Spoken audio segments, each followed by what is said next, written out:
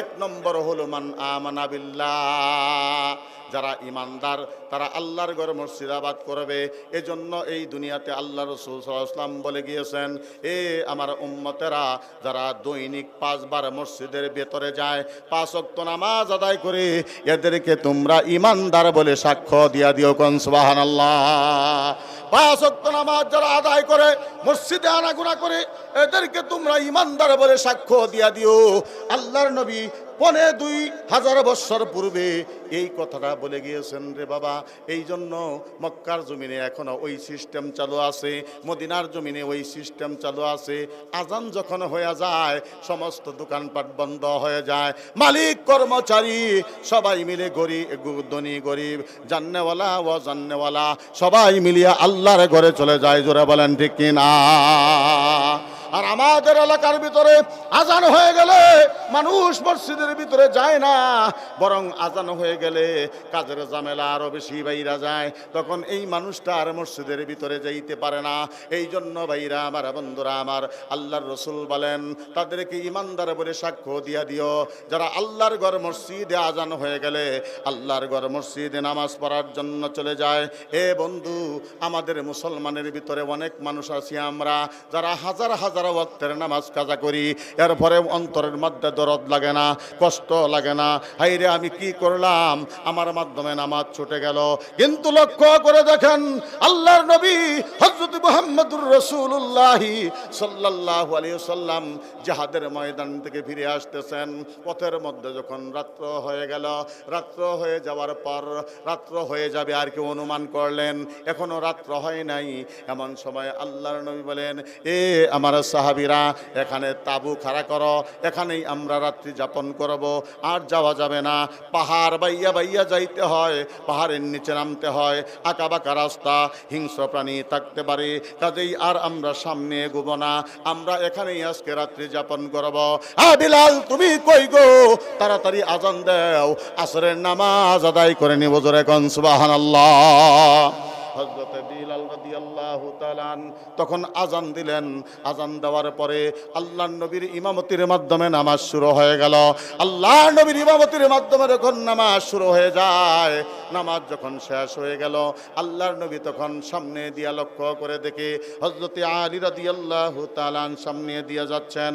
ডাক দেয়া বলে, ও হযরত আলী, তুমি একটু 4টা জানু হইয়া বসো। আমি অনেক রাস্তা অতিক্রম করেছি, হেঁটেছি, যার কারণে আমার শরীরটা ক্লান্ত হয়ে গেছে। তোমার উরুর উপরে আমি নবীর মাথাটা রাখিয়া একটু আরাম করবার চাই।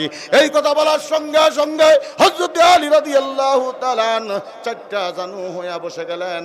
4টা জানু হইয়া যখন বসে গেলেন, বসে যাওয়ার পর হযরতে নবীজি হযরত আলীর উরুর উপরে মাথাটা রাখিয়া আরাম করতেছেন। আরাম করতে করতে এক পর্যায়ে উনি ঘুমায়া গেলেন। এইদিকে হযরত আলী রাদিয়াল্লাহু তাআলা তাকায় দেখে, রে পশ্চিম আকাশে সূর্য ডুবে যাচ্ছে। হযরত আলী রাদিয়াল্লাহু তাআলা মনে মনে চিন্তা করে, আল্লাহর নবী যখন নামাজ পড়ছিলেন তখন তো আমি ইস্তেঞ্জাখানায় ছিলাম, ইস্তেঞ্জাখানা থেকে আসার পর এখন তো নবীজি আমার দেখার পরে বললেন, আলী একটু বসো, আমার এখানে আরাম করবেন। আমি ভেবেছি একটু আরাম করবেন, তারপরে আমি নামাজ আদায় করে নিব। কিন্তু আল্লাহর নবী ঘুমায় গেলেন। আল্লাহর নবীর তো ঘুম এখন ভাঙ্গা যায় না। আল্লাহর নবীর ঘুমের ব্যাঘাত ঘটাইলে এটাও অপরাধ হয়ে যাবে। আবার যদি আমি নামাজ আদায় না করি, কাল কিয়ামতের ময়দানে জাহান্নামের আগুনে জ্বলিত হইবে। এই চিন্তা চেতনায় কষ্টের মধ্যে পড়িয়া হযরত আলী রাদিয়াল্লাহু তাআলা দুঃখের ছুটে চোখের পানি ছেড়ে দিলেন। চোখের পানি ছেড়ে দেওয়ার পর আল্লাহর নবীর চেহারার মধ্যে এক ফোঁটা পানি গিয়া পড়ছে। পড়ার পর আমার নবী সজাগ হয়ে গেছেন। সজাগ হয়ে যাওয়ার পর আল্লাহর নবী আবার ডাক দেয়া বলে, আলী রে, কিসের জন্য কাঁদতেছ? হযরত আলী রাদিয়াল্লাহু তাআলা বলেন, ইয়া রাসূলুল্লাহ, ইয়া হাবিব আল্লাহ, আপনারা যখন নামাজ আদায় করেছেন আমি তখন ইস্তেঞ্জাখানায় ছিলাম। তারপরে যখন আসলাম, আসার পরে আপনি বললেন বসো, আমি বসলাম। মনে করলাম একটু সময় আরাম করবেন, আরাম করার পর আবার উঠে যাবেন, তখন আমি নামাজ আদায় করিয়া নিব। কিন্তু নবীজি গো, আপনি তো এখন ঘুমায় গেছেন, ওইদিকে সূর্য ডুবে যাচ্ছে, আমি তো নামাজটা পড়তে পারতেছি না। এই অবস্থায় এক ওয়াক্ত নামাজ আদায় কাজা করলে 80 হুক বা জাহান্নামের আগুনে জ্বলিতে হইবে। ওগো নবীজি, এই অবস্থায় আমার কি করা যায়? এখন তো নামাজ আমার কাজা হয়ে গেছে। আল্লাহর নবী হযরত মুহাম্মদুর রাসূলুল্লাহ সাল্লাল্লাহু আলাইহি ওয়াসাল্লাম সঙ্গে সঙ্গে আল্লাহর দরবারে দুইখানা হাত তুলে ধরলেন। আল্লাহর নবীকে আল্লাহ তাআলা এই দুনিয়াতে এমন একটা পাওয়ার দিয়েছিলেন, এমন একটা ক্ষমতা দিয়েছিলেন, উনি ছিলেন মুস্তাজাবুদ দাওয়া। আল্লাহু আকবার বলেন। উনি ছিলেন মুস্তাজাবুদ দাওয়া। অর্থাৎ মুস্তাজাবুদ দাওয়া কাকে বলা হয়? যিনি হাত তুলতে দেরি হয় আল্লাহ তাআলার দরবারে দোয়াটা কবুল হইতে দেরি হয় না। আল্লাহ নবী হাত তুললেন, হাত তুলিয়া বলতেছেন, আল্লাহ, আমার আলী তো কোনো অন্যায় করে নাই, এই অবস্থায় পড়িয়া নামাজ কাজা হয়ে গেছে, তুমি তারে এক ওয়াক্ত নামাজের গুনাহ মাফ করে দাও। কে দোয়া করলেন? আরো জোরে বলেন, কে? আল্লাহর নবী হযরত মুহাম্মদ রাসূলুল্লাহ সাল্লাল্লাহু আলাইহি ওয়াসাল্লাম দোয়া করলেন। সঙ্গে সঙ্গে হযরত আলী রাদিয়াল্লাহু তাআলা আন উনি আমিন বললেন। কিন্তু এই মুহূর্তে তাকাইল এসে আমার নবীর সামনে হাজির হয়ে গেছে। যখন সুবহানাল্লাহ। হযরত জিবরাইল আলাইহিস সালাতু ওয়াস সালাম বলেন, আল্লাহ তাআলা আমারে খবর দিয়া পাঠাইছেন হযরত আলীর জন্য যে আপনি নামাজ কাজার গুনাহ ক্ষমা চাইলেন, আল্লাহ তাআলা এই মুহূর্তে আপনার দোয়াটা কবুল করতে পারতেছেন না। কেন? এক ওয়াক্ত নামাজের গুনাহ যদি মাফ করে দেওয়া হয় এটা শরীয়তের বিধান হয়ে যাবে। আল্লাহু আকবার বলেন। এটা শরীয়তের বিধান হবে, আইন হবে। তাহলে সমস্ত মানুষের এক ওয়াক্ত নামাজের গুনাহ মাফ করতে হবে। এই জন্য এই দোয়াটা আল্লাহ তাআলা কবুল করতেছেন না। নবীজি বলেন, আখি জিবরাইল, তাহলে আমার আলীর অবস্থা কি হবে? হযরত জিবরাইল বলেন, হুজুর, এই প্রশ্নটা যে আপনি করবেন আল্লাহ তাআলা জানে। সুবহানাল্লাহ কোন? আল্লাহ তাআলা বলে দিয়েছেন, আমার হাবিব যদি এই প্রশ্ন করে তুমি বলবা আমার হাবিব যেন পশ্চিম আকাশের দিকে ইশারা করিয়া, সূর্যের দিকে ইশারা করিয়া আঙ্গুল দিয়া টান দেয়, আমার হাবিবের আঙ্গুলের নূরের পাওয়ারে ডুবন্ত সূর্য উপরে চলে আসবে। জোরে কোন সুবহানাল্লাহ। হযরতে নবীজি আঙ্গুল দিয়া ইশারা করলেন, ডুবন্ত সূর্য উপরে চলে আসছে। আর নবীজি বলেন, আলী, তোমার কপাল লাগছে, নামাজ আদায় করো। কি আদায় করো? নামাজ আদায় করো। আর আমরা মুসলমানের বাচ্চা কত ওয়াক্ত, হাজার হাজার ওয়াক্তের নামাজ ছেড়ে দিচ্ছি, একটা দিন শুয়ার পরে চিন্তা আসে না, হাইরে করলাম কি? কথা কয় না, জোরে বলেন ঠিক না বেটি? বরং আরো মনের ফুর্তিয়া গান গায়, দুনিয়া মস্ত বড়, খাও দাও ফুর্তি করো। নাউজুবিল্লাহি মিন যালিক। এই জন্য মুসলমানের বাচ্চা কোনোদিন নামাজ কাজা করতে পারে না। আল্লাহর নবী বলেন, বাইনাল আবদি ওয়া বাইনাল কুফরি তারকুস সালাহ। মুসলমান আর ইমানদার এই দুইটা সম্প্রদায়ের ভিতরে পার্থক্যকারী আমল হইল নামাজ। যারা নামাজ পড়বে তারা মুসলমান, যারা নামাজ পড়বে না তারা মুসলমান হতে পারে না। জোরে বলেন ঠিক না বেটি? আচ্ছা বলেন তো, একজন হিন্দু, একজন ইহুদি, একজন খ্রিস্টান আর আমার মধ্যে পার্থক্য কি? তারও মাথার মধ্যে চুল আছে, আমারও মাথার মধ্যে চুল আছে। তারও খাবারের প্রয়োজন হয়, আমারও খাবারের প্রয়োজন হয়। তারও স্ত্রীর প্রয়োজন হয়, আপনারও স্ত্রীর প্রয়োজন হয়। তারও ঘুমের প্রয়োজন হয়, আপনারও ঘুমের প্রয়োজন হয়। তারও পেশাব পায়খানার প্রয়োজন হয়, আপনারও পেশাব পায়খানার প্রয়োজন হয়। তারে কয় মুশরিক, তারে কয় কাফের, তারে কয় ইহুদি, তারে কয় নাসারা, তারে কয় আপনার বৌদ্ধ, তারে কয় হিন্দু, আপনারে মুসলমান কয় কারণটা কি? কি সার্টিফিকেট আছে আপনার? ওই সার্টিফিকেটের নাম হইল নামাজ। ওই সার্টিফিকেটের নাম কি? কাজেই যারা নামাজ পড়বেন তারা মুসলমান, যারা নামাজ পড়বেন না, মান তারাকা সালাতা মুতাআম্মিদান ফাকাদ কাফারা, ইচ্ছা করিয়া যদি নামাজ ছেড়ে দেয় ওই ব্যক্তি কাফের হয়ে যায়। কই নাউযু বিল্লাহি মিন জালিক। এই জন্য নামাজ আমরা কোনোদিন ছাড়ব না। রাজি আছি ইনশাআল্লাহ? যারা উপস্থিত আছেন রাজি আছেন যে হুজুর নামাজ পড়বো? কারা কারা পড়বেন হাত তোলেন। আলহামদুলিল্লাহ, হাত নামান। 100বার মধ্যে এইভাবে হাত উঠাইছি, সবাই স্বীকারোক্তি করছে নামাজ ছাড়তো না। বুঝছেন? আমার পাশের এলাকায় ওই যুবকটারে আমি চিনিও, পরে দেখি নামাজ পড়ে না। আমি বললাম কি ব্যাপার, তুমি না ওই দিন সবার মধ্যে হাত উঁচা করছো, নামাজ ছাড়তা না, নামাজ পড়বা? কয় হুজুর পড়ি তো। কেমনে পড়ো? কয় খালি শুক্রবারেরটা পড়ি। কোনটা পড়ে? শুধু শুক্রবারেরটা পড়ে। আচ্ছা, শুধু শুক্রবারেরটাই নামাজ না আরো নামাজ আছে? আছে না নাই? নামাজের ওয়াক্তের নামগুলা বলেন, বলেন কি কি নাম? কি? মাশাআল্লাহ, আলহামদুলিল্লাহ, জোরে করেন মারহাবা। ফজর এটা কোন সময় পড়ে? এখন আমরা দেশ রাইতের 12টা 1টা 2টার সময় মানুষ হুতে, মোবাইলটারে বন্ধ করিয়া হুতে 8টা 9টার সময় উঠে দাঁতটার ব্রাশ করে নাস্তা করে তারপরে নামাজ পড়ে, নিজে নিজে নিয়ম বানিয়ে লইছে। কথা কয় না, জোরে বলেন ঠিক না বেঠিক? এই নামাজ হইল কদাচিৎ, হঠাৎ অসুবিধার মধ্যে আপনার ঘুম হয় নাই বা সমস্যা হয়েছে, এটা হলো হঠাৎের আমল। প্রতিদিন এইরকম ইচ্ছা করে করা যাবে না। কেউ যদি ওয়াক্তের বাইরে গিয়া নামাজ আদায় করে গুনাহে কবিরা হয়।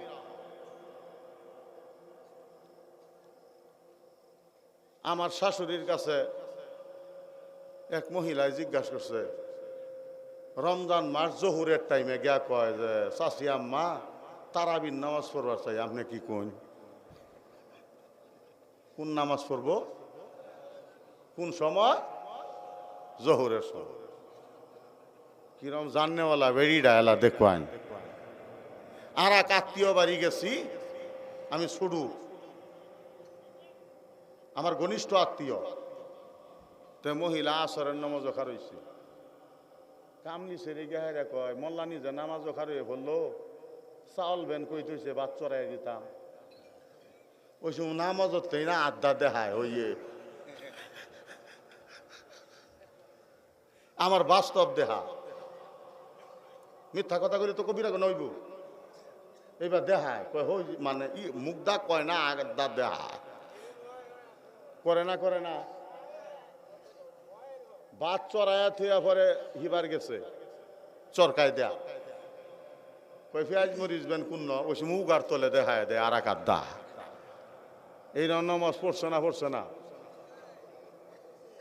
না জানি না পড়ছে। আমি হাসপাতালে গেছি, প্রথম আমি দরজার মধ্যে ডাকা দিছি, দরজা খুলে না। 2 মিনিট পরে দরজা খুলছে ঠিকই, কিন্তু দেখি বেডি নামাজের সিজদার মধ্যে হইয়া দিচ্ছে। আমি কই আহারে, এই নামাজ অবস্থা দর খুললো কিবা? পরে বেডি নামাজ শেষ করার পরে আমি জিজ্ঞাসা করলাম, কি গো প্রথমে দরজা খুললো না, পরে আপনি দরজা খুলছে ঠিকই, আপনি সিজদার মধ্যে, এটা কারবার ডাকি? আমি মনে মনে ভাবছি আপনি কত আন খার হয়ে থাকবেন, এলাকা নমাজ তাকে খুলিয়া দিছি দাহা মাইয়া। হায় রে হায়, তে নিজে নিজে মশলা বানিয়ে লইছে। আছে না নাই? চরমদুয়া চৌধুরীবাড়ি মসজিদ 7 মাস আমি নামাজ পড়াইছি। একদিন একটা কারণবশত ফাঁসের মুসল্লি আমার টান দিউন লাগে আর কি, সমস্যা হয়েছে, মশলার মধ্যেও আছে। আমি ফাঁস বাহিরে ফাঁসের মুসল্লিরে মাথা দা ইশারা দিছি। এইরকম করলে কি বুঝায়, মানে ডাক্তার আছে না, বুঝায় না? ইশারা দিলি হ্যাঁ ওই বা মাথা এইবার না কয়, মানে আমারে হুশ করে কি হয়েছে কথা বুঝছেন? এখানে বাস্তব অন বুঝতে আসে না, যেহেতু আলেম হইলে তো আগেই যাইতো গা। তখন আমি আত দইরা টান দিছি, বেটা নমজ সাইরে কয় ফাইজ নামি এটা কমায় করুন যায়। এই যে তুই নিজে নিজে মশলা বানায়া বইলে, মশলা না জানিয়া এই জন্য ভাই, ফজরের নামাজটার একটা সময় আছে। সময়টা কি? সুবহে কাজেব থেকে নিয়া, সাদেক থেকে নিয়া বেলা উঠার আগ পর্যন্ত এই সময় হইল ফজরের নামাজ। এই সময় কোন নামাজ? ফজরের নামাজ।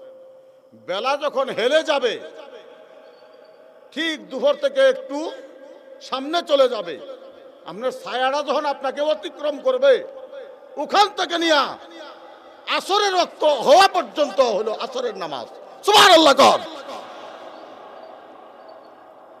জোহরের নামাজ, ঠিক আছে, জোহরের নামাজ। ধন্যবাদ। জিবরাইল আলাইহিস সালাতু ওয়াস সালাম নবীর কাছে আসছেন, নামাজ শিক্ষা দিছেন। প্রতিটা ওয়াক্তের নামাজ 3 বার শিক্ষা দিছেন। বুখারী শরীফের মধ্যে আসছে। প্রতি ওয়াক্তের নামাজ কয়বার? 3 বার। একটা ওয়াক্ত হওয়ার শুরুতেই, আর একটা মাঝখানে, আর একটা শেষে। সুবহানাল্লাহ বলে। এটা সবটাই নামাজের ওয়াক্ত। একটা মানুষ জামাতে নামাজ পার হইল না, 1.5টা পার হয়ে গেছে, 2টা। জোহরের ওয়াক্ত আছে না নাই? আছে। আর একজন 2টা পার হয়ে গেছে, হ্যাঁ মনে ভাব জোহর সর্বনাশ, জমাত যেহেতু পাইছি না, মনে হয় ওয়াক্তই নাই। না, আসরের ওয়াক্ত না হওয়া পর্যন্ত জোহরের ওয়াক্ত আছে।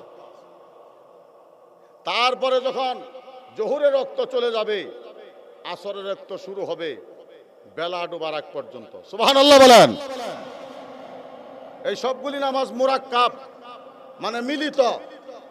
একমাত্র ফজরের নামাজ ব্যতীত বাকি নামাজগুলি মুরাক্কাব, একটার লগে আরেকটা লাগা। জোহর শুরু, জোহর শেষ, আসর শুরু, আসর শেষ, মাগরিব শুরু, মাগরিব শেষ, এশা শুরু, এশা শেষ, ফজর শুরু, ফজর শেষ, নামাজ নাই। আল্লাহু আকবার বলেন। কথা বুঝায় পাইছি? এই জন্য আল্লাহ তাআলা বলেন, ওয়াল্লাযীনা হুম আলা সালাতিহিম দাঈমুন। সুবহানাল্লাহ বলেন। কষ্ট হইতেছে আপনাদের যে তোমরা সব সময় নামাজ আদায় করো? কোন সময়? কথা কয় না। সব সময়। এই আয়াতের অপব্যাখ্যা করছে বন্ডরা। তারপরে যদি হুজ করি, ভাই 5 ওয়াক্ত নামাজ পড়েন, কয় 5 ওয়াক্ত পড়তাম কে, সব সময় করি, মানে নামাজের হাল হইতেই তাহি। নাউজুবিল্লাহি মিন যালিক। এই সব সময় নামাজের অর্থ হইল বাংলাদেশে যে সময় ফজর, ইন্ডিয়াতে ওই সময় ফজর না, এলাও এশা আছে। কথা কয় না, জোরে বলেন ঠিক না বেটি? ইন্ডিয়াতে যে সময় আপনার ফজর, ওই সময় সৌদি আরবে ফজর না, এশাই আছে এখনো। এইভাবে সারা পৃথিবীতে রাত দিন 24 ঘন্টা নামাজের ওয়াক্ত হয়। জোরে কোন সুবহানাল্লাহ। কিন্তু যে যে জায়গায় বসবাস করে, ওই জায়গার হিসাব অনুযায়ী ফজরের নামাজ, জোহরের নামাজ, আসরের নামাজ, মাগরিবের নামাজ, এশার নামাজ, এইভাবে 5 ওয়াক্ত নামাজ। সুবহানাল্লাহ কোন করবাম তো ইনশাআল্লাহ। তারপরে জোহরের নামাজ। এইভাবে এক জায়গায় নামাজের ওয়াজ আমার এক বন্ধু করছে, করার পরে এক বেটাতে মসজিদ ওই যে ঢুকছে, আর বাইর হয় না। 3 দিনই এই অবস্থা। তারপরে ইমাম সাহেব তারে জিজ্ঞাসা করলো, কি চাচা আপনি যে ফজরের সময় ঢুকছুন, এসা হইয়া বাইরে যায় না, আপনার কোনো কাম নাই? হে বেটা কয় না, আমার কাম নাই। কাম নাই তো সংসার কেমনে চলে? কয় 10 কাঠা জমি আসেন বেচিয়া ব্যাংকটে হাত হইছি, প্রত্যেক মাসে ভাই 30,000 টাকা সুদ পাই, সেই টাকাটা সংসার চললে আরো থাহে, এর লেগে আমার কোনো কাম নাই, খালি সারাদিন মসজিদ ওই বুঝে থাকি। কথা কয় না, জোরে বলেন ঠিক না বেটি? ইমাম সাহেব কয় নাউজুবিল্লাহ, আপনার ব্যাংকের মাধ্যমে যে টাকা আসে বেনিফিট, 1 লক্ষ রাখছেন, মাসে 1000 হইতেছেন, 2 লক্ষ রাখছেন, 2000 মাসে আইতেছে, এই সম্পূর্ণ টাকাটা হইল হারাম, সুদ। টাকাটা কি? সুদ। সুদ খায় আপনার শরীর নাপাক হয়ে গেছে, কাফন নাপাক হয়ে যায়, অবৈধ টাকা, হারাম টাকা, তা আপনার নামাজ কেমনে হইব? সারাদিন কেন, সারা রাত থাকলেও তো নামাজ হইতো না আপনার, কথা ঠিক না বেঠিক? সেই বেলা কথা আচ্ছা ওই মশলাও আমি জানি, আঙ্গর দেশ মশলা জানুন না আছে না নাই, লেংটি মাইরা গাং ফার হইতেছে আর কইতেছে কয় আলেম গড়ছে কম জানি না, কথা কয় না, কইতেছে না? শাস্ত্রের মধ্যে বয়ে বয়ে বড় বড় ফতোয়া দিতেছে, বিরাট জান্নেওয়ালা, কিন্তু কুলহু আল্লাহ সূরাটা তৈরিতে হচ্ছে কিরম জান্নেওয়ালাটা বাইরে করবো, কথা বলেন ঠিক না ঠিক? এ আমার ভাই, তারপরে ইমাম সাহেব যখন কইলো আপনি সুদ খায় তো নামাজ হইতো না, কয় সুদ খাইলে যে নামাজ হয় না আমিও জানি, আর লেগে হ্যাঁ আমার নামে তুইছি না আমার বউয়ের নামে তুইছি, দেখছুন কারবার। আচ্ছা এখন আসেন, আল্লাহ তাআলা বলেন তোমার যদি কাদেরও কন্যা সন্তান হয়, বিবাহের আগ পর্যন্ত এই সন্তানের সম্পূর্ণ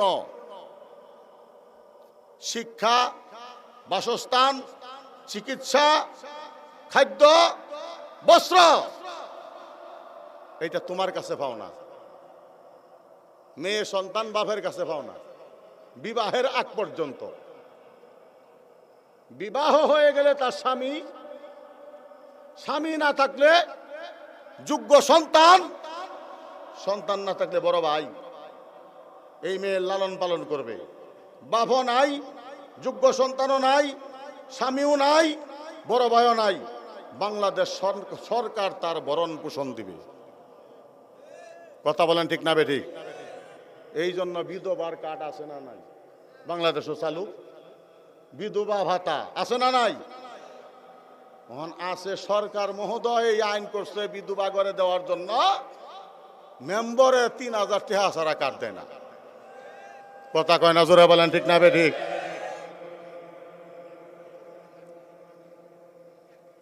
মেম্বার সাহেব দেয় না।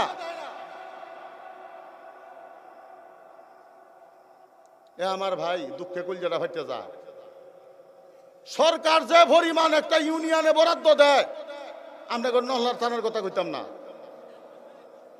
কেন, নকলা থানায় অনেক উন্নয়ন আছে, যেহেনটা কুত্তা যায় না সেই রাস্তাও ফাঁকা, আমরা ফুলফুরিয়ারা কই, কথা কয় না, জোরে বলেন ঠিক না বেটি? আর আমরা ফুলফুর গিয়ে দেখবেন কারবারটা করছে কি, ওই যে বাইরা খালি আছে না, আমরা তা ফুটিয়া বাজার যাওয়ার পথে এখন কাঠদা ব্রিজ বানাইছেন, ওইটার নিচে দিছেন খাম, পরে ভাঙ্গিয়া পড়ছে দেখে খামের মধ্যে বাঁশ বইরা তুইছে, রড দিছে না। আচ্ছা কোন ইঞ্জিনিয়ারে কইছেন বাঁশ দিবার, আমি আর লাগে এক জায়গায় ওয়াশ করে গেছিলাম, তুই তো আজকে খুঁড়ির মধ্যে বাঁশ দিলে, তুই মইরা দেখ তোরে বাঁশ দিব আল্লাহ, কথা কয় না, জোরে বলেন ঠিক না বে ঠিক? সাতক্ষীরা থানা, সাতক্ষীরা জেলা, বুমরা সীমান্ত, ভারত বাংলাদেশ মিলে সভা করছে, আমি শাহজাহান সিরাজিরা বক্তা নিছে, আরিসা গাড়ের মধ্যে একটু লেট হইতেছে, বইয়া চা খাইবার গেছি, হুমান দেখি টিভির মধ্যে কুমিরে হরিণ খাইয়ালতাছে। আমি এক চাচারে কইলাম, চাচা এটা কি হাসা না মিছা? কয়েকবারে হাসা, কুমিরে আবার হরিণ খাই কেমনে? কয় আপনি এটা দিকে ডরে গেছেন? হ্যাঁ, আঙ্গরে বাড়ির এক মেম্বরে 7টা লেফটিন খাই আসছে। কয়টা খাইছে? চা যেহিনী আগে খাইছিলাম এহিনী, বাহি হানা আর ফেটও যায় না, লেফটিন কি পাঠাইল? আপনি এটা কিরা শুনাইলেন? কয় না, সরকারে দিছেন 7টা মসজিদ ও 7টা লেট্রিন, হি আর মসজিদুল্লাহ করে দিছে না, হি নিজেই বেচ্চা খাই আলছে।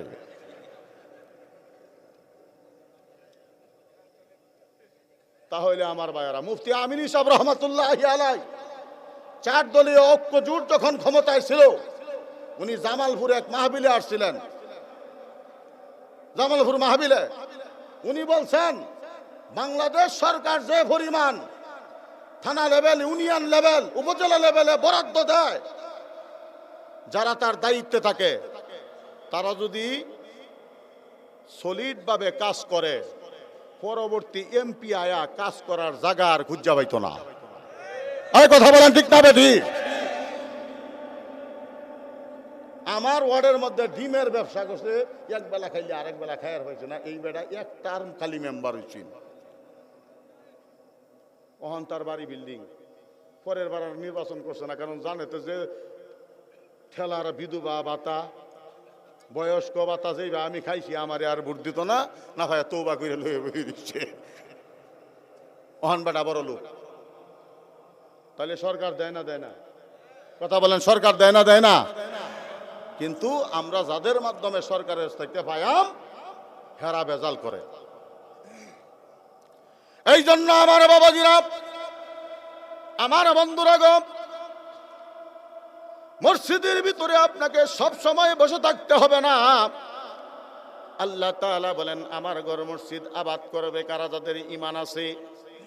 যাদের ঈমান আছে আমার ঘর মসজিদের মধ্যে দৈনিক 5 বার যাবে, 5 বার যাইয়া নামাজ আদায় করবে। অর্থাৎ আল্লাহ তাআলা বলেন ইদা কুদিয়াতিস সালাতু ফান্তাশিরু ফিল আরদ ওয়াবতাগু মিন ফাদলিল্লাহি ওয়াযকুরুল্লাহা কাসীরান লাআল্লাকুম তুফলিহুন। আল্লাহ তাআলা বলেন নামাজ যখন শেষ হয়ে যাবে তখন তোমরা জমিনে ছড়ায়া পড়ো। ও রিক্সাওয়ালা তুমি রিক্সা নিয়ে বের হয়ে যাও, ভ্যানওয়ালা ভ্যান নিয়ে বের হয়ে যাও, অটোওয়ালা অটো নিয়ে বের হয়ে যাও।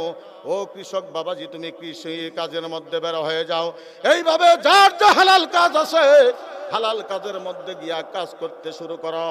আল কাসিব হাবিবুল্লাহ আল্লাহর নবী বলেন 5 ওয়াক্ত নামাজ পড়ার পর স্বহস্তে যে কামাই করে খায় ওই লোকটা আল্লাহর বন্ধু হয়ে যায়। ফজরের নামাজ পড়ে কাজের মধ্যে চলে যাবেন, কাজ যখন শেষ হয়ে যাবে আবার জোহরের নামাজে আসবেন, জোহরের নামাজের পর আবার কাজে চলে যাবেন, আবার আসরের নামাজ আদায় করবেন। এইভাবে 5 ওয়াক্ত নামাজ যে ব্যক্তি আদায় করিবে তারা আল্লাহর ঘর মসজিদ আবাদ করলো। আল্লাহর ঘর মসজিদ যারা আবাদ করিবে কাল কিয়ামতের ময়দান যেদিন কায়েম হয়ে যাবে রে বাবা, এক ফোঁটা পানির জন্য মানুষ হাহা করে চিৎকার দিয়ে দৌড়াবে। ওই মুসিবতের দিনে, ওই বিপদের দিনে আল্লাহ তাআলা ডাক দেয়া বলবেন এ আমার ফেরেশতারা, আমার প্রতিবেশীরা কোথায়, আমার প্রতিবেশীরা কোথায়? ফেরেশতারা ডাক দেয়া বলবে আল্লাহ গো লাম ইয়ালিদ ওয়া লাম ইউলাদ, আল্লাহ আপনি কারো থেকে জন্ম নেন নাই, কাউকে জন্ম দেন নাই। ওগো আল্লাহ তাআলা আপনার আবার প্রতিবেশী কারা? এমন সময় আল্লাহ তাআলা ডাক দেয়া বলবেন সিদ্ধা সুন্দর করে পরিপাটি করে রাখছে আমার ঘর যারা আবাদ করছে 5 কাজের মাধ্যমে। এই 5টা কাজের মাধ্যমে আল্লাহর ঘর মসজিদ আবাদ করা যায়। 1 নাম্বার হলো দৈনিক পরামর্শের দ্বারা আল্লাহর ঘর মসজিদ আবাদ হয়। পরামর্শের ভিতরে কি কি থাকে? পরামর্শের ভিতরে কোন জায়গায় ফ্যান নাই, কোন জায়গায় বাতি নাই, ল্যাট্রিনের অবস্থা কিরকম আছে, পায়খানার অবস্থা কিরকম আছে, তারপরে প্রস্রাবখানার অবস্থা কিরকম আছে, অজুখানার অবস্থা কিরকম আছে, এগুলি পরামর্শের ভিতরে স্থান পাবে। তারপরে ওগুলি অর্থ দিয়া টাকা দিয়া ওই হাজতগুলা পুরা কইরা দেওয়া। আল্লাহর নবী বলেন মাম্বানা আলিল্লাহি মসজিদান বানাল্লাহু লাহু বাইতান ফিল জান্নাহ। আল্লাহর ঘর মসজিদ যারা দুনিয়াতে বানাবে কাল কিয়ামতের ময়দানে আমি আল্লাহ তাআলা তাদের জন্য স্পেশাল একটা জান্নাত বানিয়ে দিব।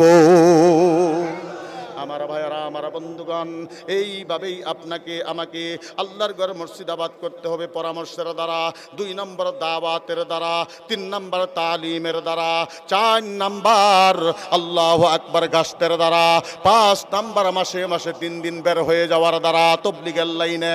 এই 5টা কাজের মাধ্যমে আল্লাহর ঘর মসজিদ আবাদ হয়। আল্লাহর ঘর মসজিদ যারা এইভাবে আবাদ করবে ফাঁকে ফাঁকে দুনিয়া বিকাশ করবে, কোনো অসুবিধা নাই। আমার ভাইয়ারা, আমার বন্ধুগণ, আল্লাহ তাআলা যখন হুকুম করবেন এই দুনিয়া ধ্বংস করিয়া দাও, এমন সময় ইসরাফিল আলাইহিস সালাতু ওয়াস সালাম সিংহার ভিতরে ভুক দিবেন, দুনিয়া লয় ক্ষয় ধ্বংস হয়ে যাবে।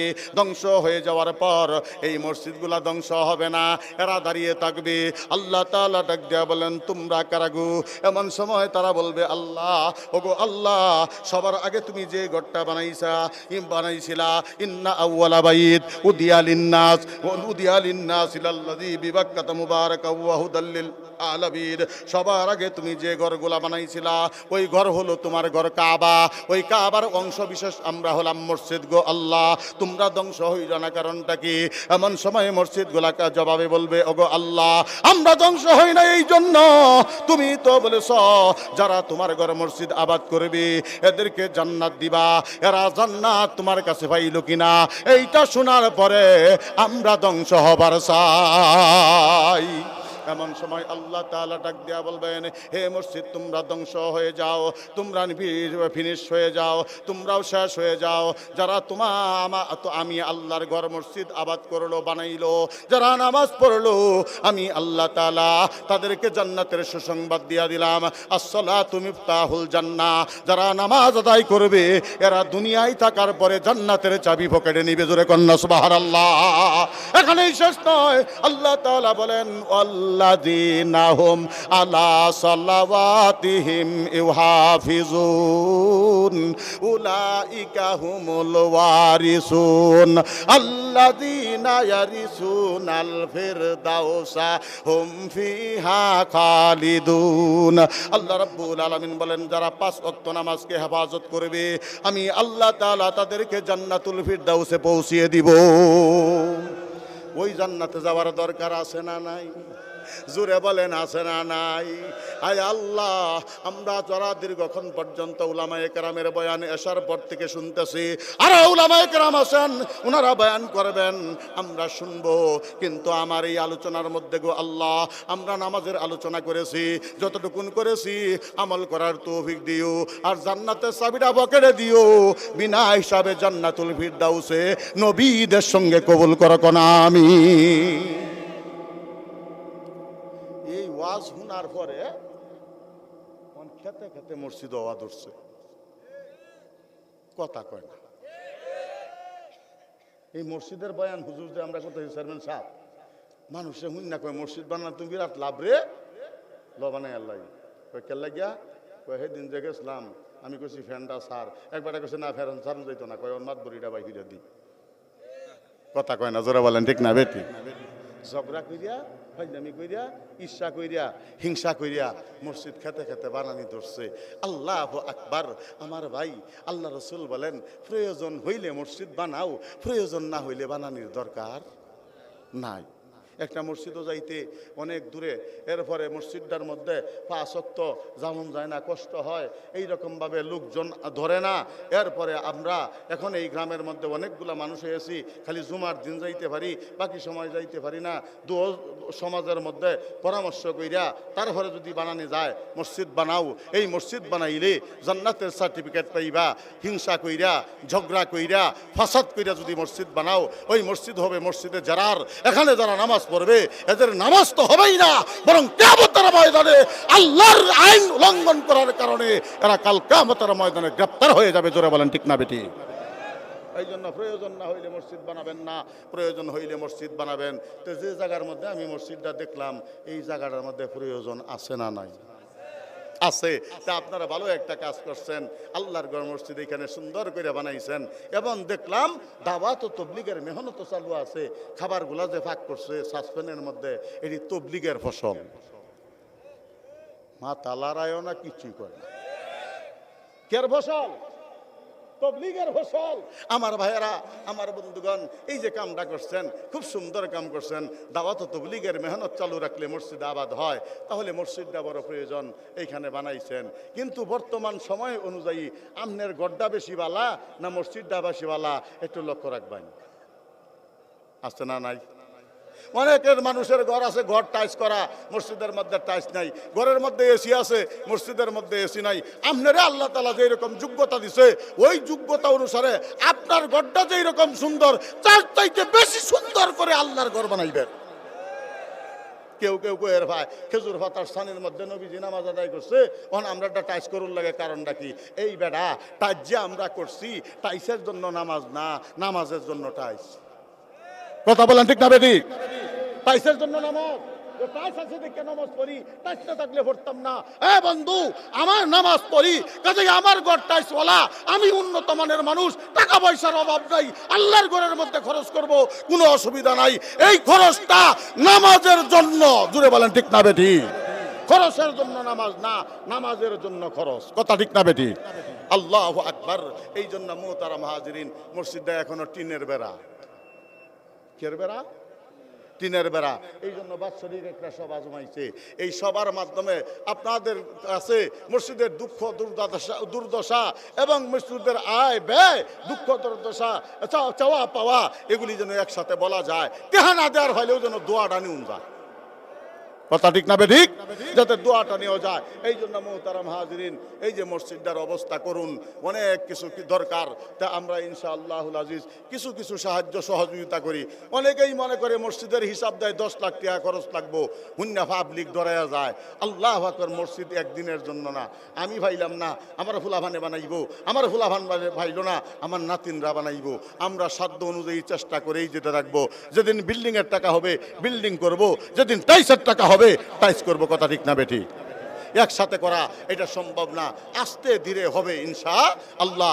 এই জন্য মুহতারাম হাজিরিন, 1000 করে টাকা, 500 করে টাকা, এইরকম 1 মণ আধা মণ করে ধান, যার যেরকম তৌফিকে কুলায় 100 করে টাকা, 10টা করে টাকা, কমপক্ষে 5টা টাকা তুমি মসজিদের মধ্যে ফেলাও, মসজিদের বাক্সুর মধ্যে ফেলাও।